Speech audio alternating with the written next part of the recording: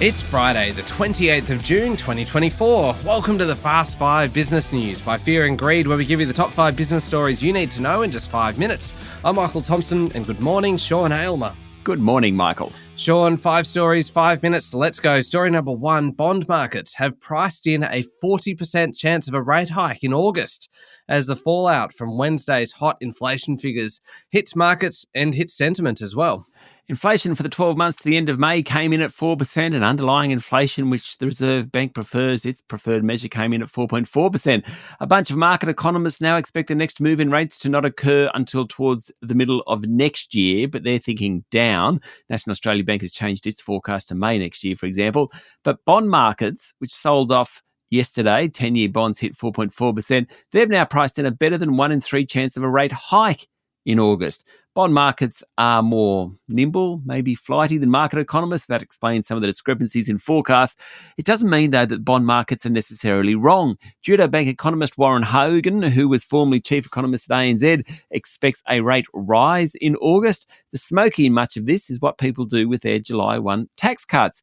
The average full-time worker earns $101,600. Their take-home pay will increase by about $185. Will they save it? Will they spend it? If they spend it, there's more likely to be interest rate increases. Sean, the interest rate debate also has political implications, doesn't it? With the opposition hammering the government in question time yesterday about the cost of living and, of course, about rising inflation. It is a gift for the opposition, and yesterday Liberal leader Peter Dutton opened question time by asking why Australians have to live in fear of another interest rate rise. Leaving the details of what's right and wrong aside for a moment, it's an effective political attack on a government that needs to go to the polls in under 12 months. Treasurer Jim Chalmers said inflation is still higher than the government would like, but spooked Labor's economic credentials compared to the previous coalition government.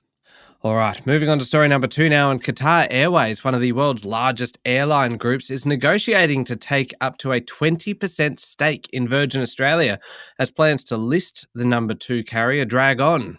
Qatar is owned by the Qatari government and already does code sharing with Virgin. According to the Financial Review, negotiations between Virgin owner Bain and Qatar Airways are ongoing. They come after Virgin's advisors had been hoping to sell 20% to Singapore Airlines. Any deal with Qatar would need the backing of the Foreign Investment Review Board. Qatar's relationship with the Albanese government has been fraught in the past. The airline's attempt to add more flights to Melbourne, Sydney, Brisbane and Perth was blocked by Labor last year.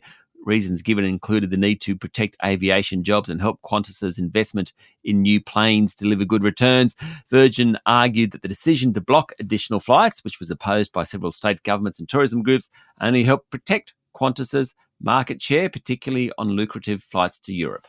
Sean, story number 3, total household wealth in Australia, what we all own, has pushed beyond $16 trillion, thanks in large part to rising house prices. Total wealth was up $1.5 trillion over the last year, with what the Bureau of Statistics calls residential land and dwellings contributing about half the rise. The other big contributor was rising superannuation assets, and that's been helped along by strong share markets. About 2/3 of household wealth sits in bricks and mortar, and that percentage is growing. It's gone from about 62% 4 years ago to about 67% now. The amount of money people putting on deposits has also risen over the past year or so, Michael. Sean, story number 4, a big day in US politics. At 11 a.m. Eastern Standard Time, presidential hopeful Donald Trump will square off against incumbent Joe Biden in what many think is the most consequential presidential debate for many years. While both have their rusted-on supporters, many US voters seem to like neither. So this morning, Australian time, is an opportunity for Mr. Biden and Mr. Trump to sway electors one way or another.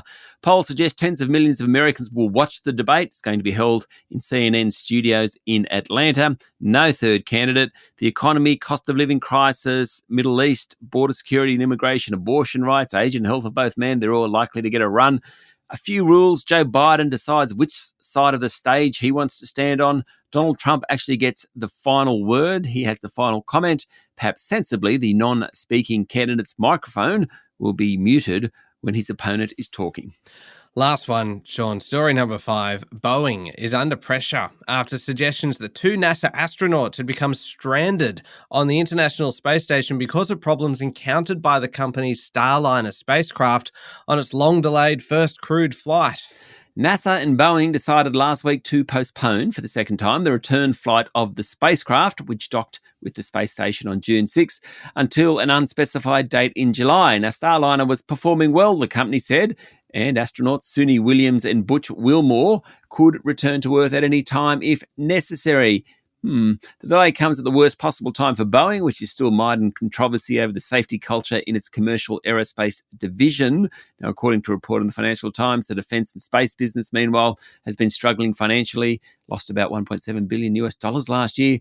NASA's hoping Starliner will eventually be a viable competitor to Elon Musk's SpaceX for cargo and crew to the International Space Station and eventually the moon.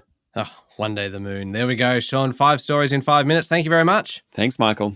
It's Friday, the 28th of June, 2024. Remember to hit follow on the podcast. And if 5 minutes isn't enough, you can find our longer daily show called Fear and Greed, wherever you listen to podcasts, or at fearandgreed.com.au. That also comes with a bunch of interviews and things. Today's interview is a terrific explainer of why it's looking more likely that interest rates might be hiked in August. Check that one out. I'm Michael Thompson, and that was the Fast 5 Business News by Fear and Greed.